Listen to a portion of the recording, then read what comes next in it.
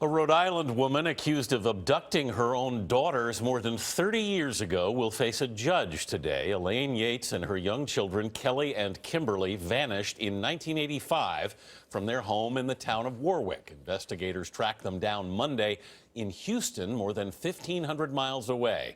Tony Dokoupil is at the Rhode Island courthouse with what led to their disappearance. Tony, good morning.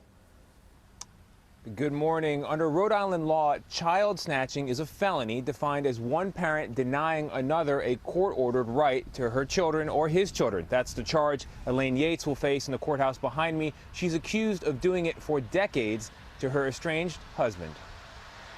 It's all new to me. I haven't heard anything too much either. Russell Yates is still dumbfounded his daughters are alive and well after vanishing more than 30 years ago. It's all about my children. Hopefully they'll want to get in touch with me. They're adults now, so. Kimberly Yates was 3 years old and Kelly Yates just 10 months when Russell returned from work one night to find them and their mother Elaine missing.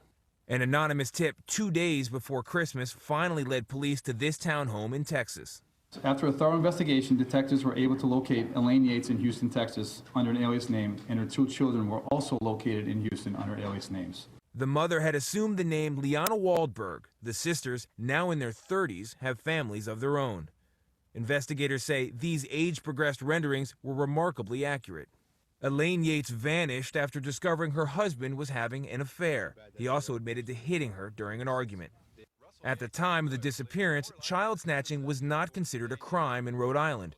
Russell Yates even went to civil court to force the girl's maternal grandmother to disclose their whereabouts. When you're prepared to cooperate. When she wouldn't comply, a judge put her in jail for 8 days. It's their family that's doing it. It's through their own volition, so I don't feel bad about it. On all these cases are two sides to the circumstances on why the abduction happened. Robert Lowry of the National Center for Missing and Exploited Children says parental abduction is behind many of the cases he deals with. The fact that these children have been found for 31 years, it does restore hope to those other parents who are looking for their long-term missing children. And police say Elaine Yates was arrested without incident and has confirmed her identity. Russell Yates says he feels badly for his ex-wife and doesn't think that prosecuting her will do any good at this point. Nora? Interesting story. Thank you, Tony.